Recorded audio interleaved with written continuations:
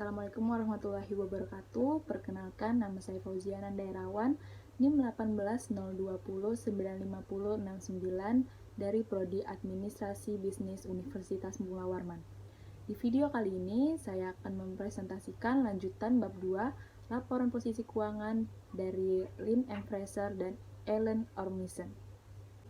Langsung saja yang pertama, materi yang akan saya jelaskan tentang apa itu liabilitas.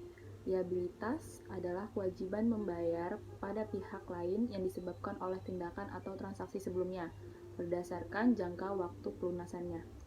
Liabilitas berbanding terbalik dengan harta atau aset milik perusahaan.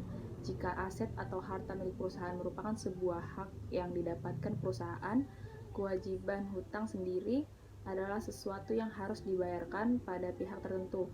Karena itulah, hutang tidak termasuk dalam aset perusahaan. Liabilitas diklarifikasi ke dalam 3 kelompok, yaitu liabilitas lancar, liabilitas jangka panjang, dan liabilitas lain-lain. Yang pertama, liabilitas lancar. Liabilitas lancar adalah liabilitas yang harus dipenuhi dalam 1 tahun atau 1 siklus operasi, mana yang lebih lama. Yang kedua, liabilitas jangka panjang.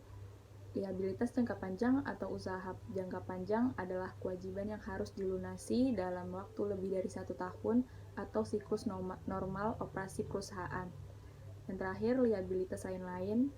Liabilitas ini meliputi semua kewajiban yang tidak sesuai untuk diklarifikasikan sebagai kewajiban lancar dan kewajiban jangka panjang. Misalnya, uang jaminan yang diterima dari pelanggan.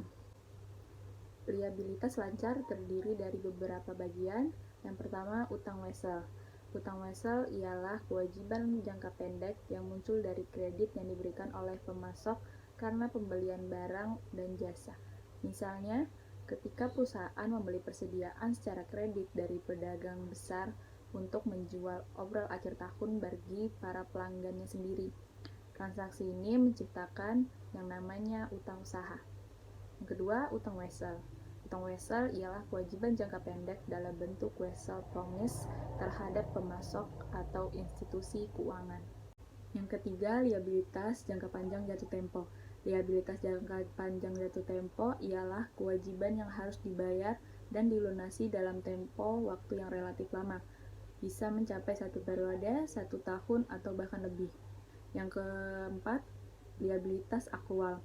Liabilitas akrual ialah biaya yang belum dibayar yang telah dikeluarkan. Jadi, dianggap liabilitas karena pada akhirnya akan ada arus keluar kas untuk membayar kewajiban. Yang kelima yaitu pendapatan tak dihasilkan atau kredit tangguhan. Dalam laporan keuangan seringkali timbul masalah yang berkaitan dengan perlakuan kredit tangguhan tertentu yang dimasukkan sebagai hutang. Misalnya, uang muka yang dibayar pembeli tetapi produk belum diserahkan kepada pembeli. Jumlah akun ini akan ditransfer ke akun pendapatan ketika jasa dilakukan atau produk dikirimkan seperti yang disyaratkan oleh konsep akuntansi pemadanan. Dan yang terakhir yaitu pajak tangguhan. Pajak tangguhan ialah beban pajak atau manfaat pajak yang akan menambah atau mengurangi jumlah pajak yang harus dibayar di masa depan. Pajak tangguhan ini timbul karena perbedaan saat pengakuan pendapatan atau beban antara peraturan perpajakan dengan standar akuntansi keuangan. Selanjutnya, saya akan menjelaskan apa itu ekuitas pemegang saham. Ekuitas pemegang saham adalah jumlah uang yang diberikan kepada pemegang saham ketika aset perusahaan dilikuidasi serta hutang dibayar. Para pemilik menanggung resiko tersebar karena klaim mereka adalah lebih rendah dibanding kreditor ketika terjadi likuidasi. Tetapi, pemilik juga mendapatkan manfaat dari imbalan atas perusahaan yang sukses.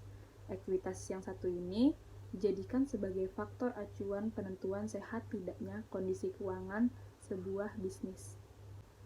Ekuitas pemegang saham dibagi berdasarkan 2 komponen yang penting, yaitu yang pertama, modal disetor. Modal disetor adalah modal yang sudah dimasukkan pemegang saham sebagai pelunasan pembayaran saham yang diambilnya sebagai modal yang ditempatkan dari modal dasar perseroan. Singkatnya, modal disetor adalah saham yang telah dibayar penuh oleh pemegang atau pemiliknya. Yang kedua, yaitu laba ditahan. Laba ditahan adalah bagian dari laba bersih perusahaan yang ditahan oleh perusahaan dan tidak dibayarkan sebagai dividen kepada pemegang saham. Uang ini biasanya diinvestasikan kembali ke dalam perusahaan agar menjadi bahan bakar utama untuk kelangsungan pertumbuhan perusahaan atau digunakan untuk melunasi hutang-hutang perusahaan. Selain dua komponen tadi, ada komponen lainnya yang ada di ekuitas pemegang saham, yaitu saham biasa dan saldo laba. Yang pertama, saham biasa adalah saham yang menempatkan pemiliknya paling terakhir terhadap pembagian dividen dan hak atas harta kekayaan perusahaan apabila perusahaan tersebut dilikuidasi. Hal ini disebabkan pemilik saham biasa tidak memiliki hak-hak istimewa. Pemilik saham biasa juga tidak akan memperoleh pembayaran dividen selama perusahaan tidak memperoleh laba.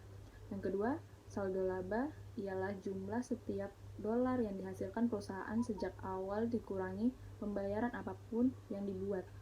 Untuk para pemegang saham dalam bentuk kas atau dividen saham, akun saldo laba merupakan penghubung kunci antara laporan laba rugi dan penghasilan komprehensif lain dan laporan posisi keuangan.